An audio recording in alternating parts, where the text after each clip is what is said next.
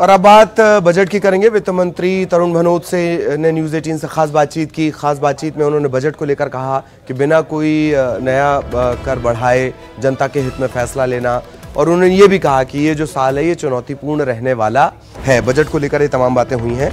बिना कोई कर बढ़ाए आम जनता पर कोई नया टैक्स नहीं लगेगा। जीएसटी लागू होने से प्रदेश सरकार के पास आय के जो साधन है वो सीमित हो गए हैं। बीते एक साल में आर्थिक मंदी के दौर के बाद भी प्रदेश में ऐतिहासिक निवेश आया है। मुख्यमंत्री कमलनाथ के कुशल प्रबंधन का नतीजा है। मध्य प्रदेश निवेशकों के लिए एक आकर्षक डेस्टिनेशन बना है।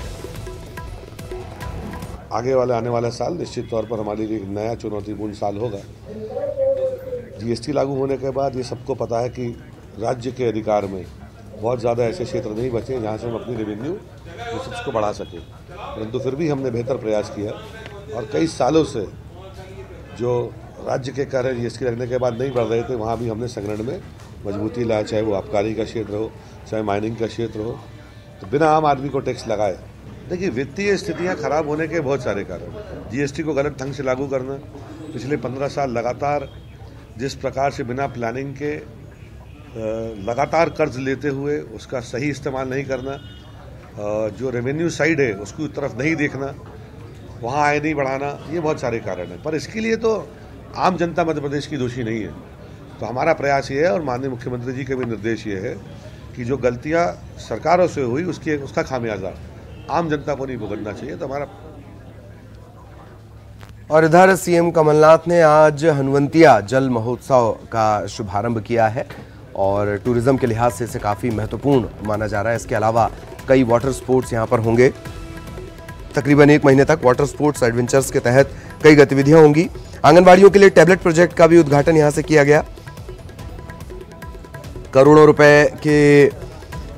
रुपए का भूमि पूजन भी हनुवंतिया में ही किया गया है। जल महोत्सव मंत्री तुलसी सिलावट, सुरेंद्र सिंह बघेल, पूर्व केंद्रीय मंत्री अरुण यादव, विधायक नारायण पटेल, सुरेंद्र सिंह ठाकुर उर्फ शेरा भैया, टूरिज्म डिपार्टमेंट के प्रिंसिपल सेक्रेटरी, कलेक्टर, एसपी, अन्य लोग यहाँ पर मौजूद रहे। ये बड़ा उत्सव है दरअसल हनुवंतिया जल महोत्सव। बैकवाटर है ये बांध का नर्मदा पर, और उसका ये इस्तेमाल किया जा रहा है। दक्षिण भारत के ज़्यादातर जो प्रोजेक्ट हैं सक्सेसफुल प्रोजेक्ट, उसे भी आप देख सकते हैं मध्य प्रदेश में हनुवंतिया जल महोत्सव के रूप में।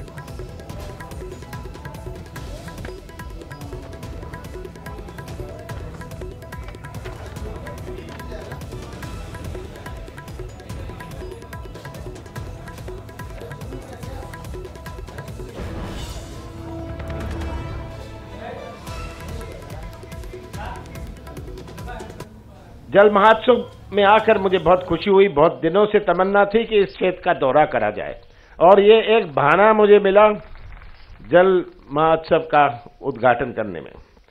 आर्थिक गतिविधि से ही हमारे नौजवानों का, हमारे आगे आने वाली पीढ़ियों का भविष्य सुरक्षित होगा। हमारे औद्योगिकरण से केवल रोजगार ही नहीं बनता, पर यह संबंधित विकास भी अपने प्रदेश में होता है। मध्य प्रदेश के पर्यटक क्षेत्र में, टूरिज्म क्षेत्र में क्या नहीं है। हम तुलना करते हैं दूसरे प्रदेशों से। टूरिज्म के क्षेत्र में हमें मध्य प्रदेश का कद बढ़ाना है। एक टूरिस्ट जब हमारे नेशनल पार्क में आता है तो हमारे स्थानीय 4 लोगों को उससे फायदा होता है। कोई उसका खाना बनाता है, कोई सामान उठाता है, कोई इसकी गाड़ी चलाता है। मध्य प्रदेश की एक नई पहचान बनानी है। मध्य प्रदेश का कद हमें बनाना है। ये आज हमारी आवश्यकता है। मध्य प्रदेश की एक नई पहचान बने।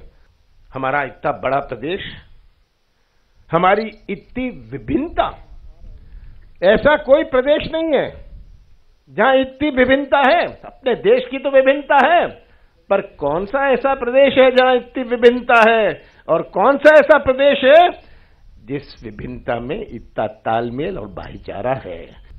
पिछली सरकार ने तो खुद कहते थे कि हम तो खाली तिजोरी है, ये क्या कर पाएंगे। मैं तो उन्हें कहता हूं आप देखते जाइए, अभी तो साल भर हुआ है, 2 साल 3 साल में हम क्या करेंगे। कुछ और खबरें ब्रेक के बाद।